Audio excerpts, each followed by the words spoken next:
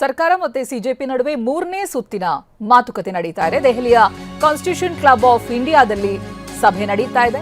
ಮಾತುಕತೆಗೆ ಇದಾಗಲೇ ಕೇಂದ್ರ ಸಚಿವ ಜೆಪಿ ನಡ್ಡಾ ಬಂದಿದ್ದಾರೆ, ಜಿತೇಂದ್ರ ಸಿಂಗ್ ಬಂದಿದ್ದಾರೆ. ಮೂರನೇ ಸುತ್ತಿನ ಮಾತುಕತೆಗೆ ಸಿಜೆಪಿ ವಕ್ತಾರರು ಕೂಡ ಆಗಮಿಸಿದ್ದಾರೆ.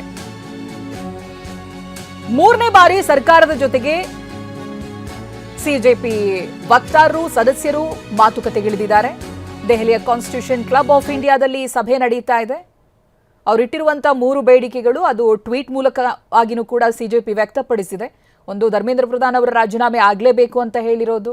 ಆಮೇಲೆ 20ಕ್ಕೂ ಹೆಚ್ಚು ವಿದ್ಯಾರ್ಥಿಗಳೇನು ಆತ್ಮಹತ್ಯೆಗೆ ಶರಣಾಗಿದ್ದಾರಲ್ಲ, ಅವರ ಕುಟುಂಬಗಳಿಗೆ ಪರಿಹಾರವಾಗಿ 1 ಕೋಟಿ ರೂಪಾಯಿಯನ್ನು ಕೊಡಬೇಕು ಅಂತ.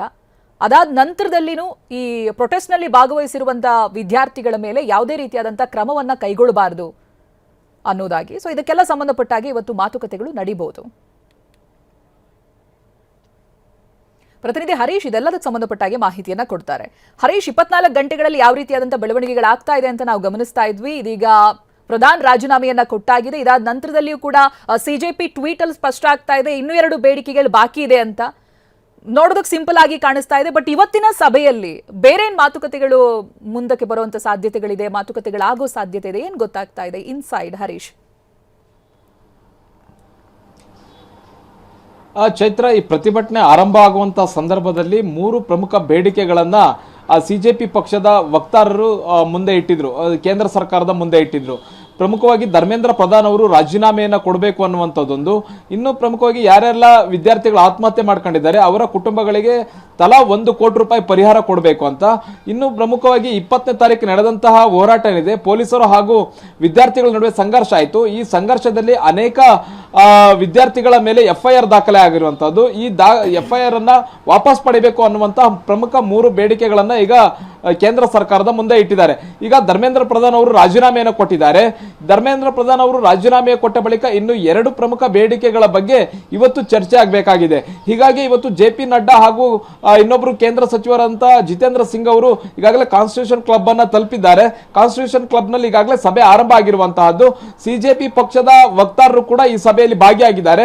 ಇವತ್ತು ನಡೀತಾ ಇರತಕ್ಕಂತ 3ನೇ ಸುತ್ತಿನ ಸಭೆಯಲ್ಲಿ ಪ್ರಮುಖವಾಗಿ ಇದೇ ಚರ್ಚೆ ಆಗುತ್ತೆ. ಇನ್ನು 2 ಭರವಸೆಗಳನ್ನ ಈಡೇರಿಸುವ ಬಗ್ಗೆ ಕೇಂದ್ರ ಸರ್ಕಾರದಿಂದ ಲಿಖಿತ ಭರವಸೆಗಳನ್ನ ಅವರು ಪಡಿಬೇಕಾಗುತ್ತೆ. ಬಹುಮುಖ್ಯವಾಗಿ ನಿನ್ನೆ ನಡೆದಂತ ಸಭೆಯಲ್ಲಿ ಈ 2 ಬೇಡಿಕೆಗಳಿಗೆ ನಾವು ಸಕಾರಾತ್ಮಕವಾಗಿ ಸ್ಪಂದಿಸ್ತೀವಿ ಅನ್ನುವಂತಹದನ್ನ ಕೇಂದ್ರ ಸಚಿವರು ಭರವಸೆಯನ್ನು ಕೊಟ್ಟಿದ್ರು. ಆದ್ರೆ ಧರ್ಮೇಂದ್ರ ಪ್ರಧಾನ್ ಅವರ ರಾಜೀನಾಮೆ ಕೊಡೋದ್ರ ಬಗ್ಗೆ ಯಾವುದೇ ರೀತಿಯಂತ ಸ್ಪಷ್ಟ ನಿಲುವನ್ನ ಈ ಕೇಂದ್ರ ಸಚಿವರು ತಿಳಿದಿರಲಿಲ್ಲ. ಹೀಗಾಗಿ ಇವತ್ತು ನಡೆಯುವಂತಹ ಸಭೆಯಲ್ಲಿ ನಾವು ಆ ನಿರ್ಧಾರವನ್ನು ತಿಳಿಸ್ತೀವಿ ಅಂತ ಹೇಳಿದ್ರು. ಹಾಗಾಗಿ ಈಗ ಧರ್ಮೇಂದ್ರ ಪ್ರಧಾನ್ ಅವರು ರಾಜೀನಾಮೆಯನ್ನ ಕೊಟ್ಟಾಗಿದೆ. ಇನ್ನು ಉಳಿದಿರ್ತಕ್ಕಂತಹ 2 ಬೇಡಿಕೆಗಳ ಬಗ್ಗೆ ಪ್ರಮುಖವಾಗಿ ಈಗ ಚರ್ಚೆ ಆಗುತ್ತೆ. ಈ 2 ಬೇಡಿಕೆಗಳು ಈಡೇರುವವರೆಗೂ ಕೂಡ ನಾವು ಜಂತರ್ ಮಂತರ್ನ ಬಿಟ್ಟು ಕದಲೋದಿಲ್ಲ ಅಂತ ಈಗಾಗಲೇ ಸಿಜೆಪಿ ಪಕ್ಷದ ನಾಯಕರಾಗಿರ್ತಕ್ಕಂತಹ ಅಭಿಜಿತ್ ದೀಪ್ಕೆ ಅವರು ಈಗಾಗಲೇ ಘೋಷಣೆಯನ್ನ ಮಾಡಿದ್ದಾರೆ. ಧರ್ಮೇಂದ್ರ ಪ್ರಧಾನ್ ಅವರು ರಾಜೀನಾಮೆ ಕೊಟ್ಟಿರೋದಕ್ಕೆ ಸಂತಸವನ್ನು ಕೂಡ ವ್ಯಕ್ತಪಡಿಸಿದ್ದಾರೆ. ಅವರ ಜೊತೆಗೆ ಜಂತರ್ ಮಂತರ್ನಲ್ಲಿ ಸೇರಿರ್ತಕ್ಕಂತಹ ಅನೇಕ ವಿದ್ಯಾರ್ಥಿಗಳು ಕೂಡ ಸಂತಸವನ್ನು ವ್ಯಕ್ತಪಡಿಸಿದ್ದಾರೆ.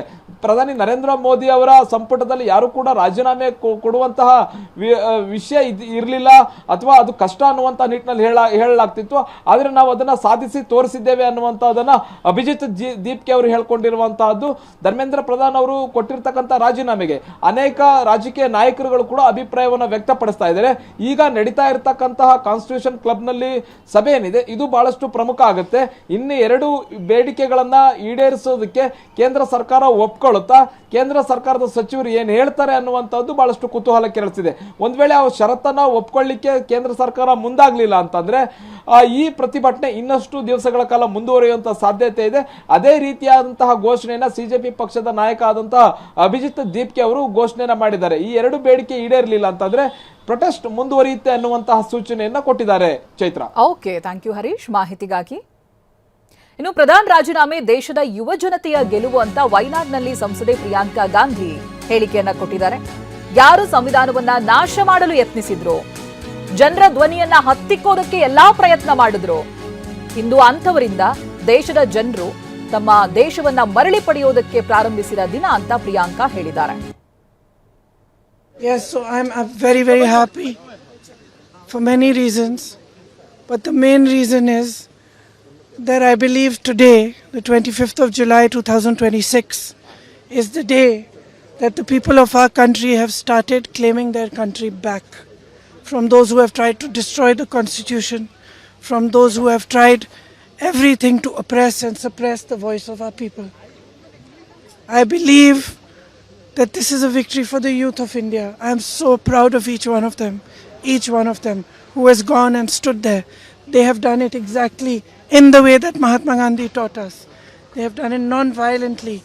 Pellet guns were fired at them. Tear gas was fired at them. They were beaten with lathis.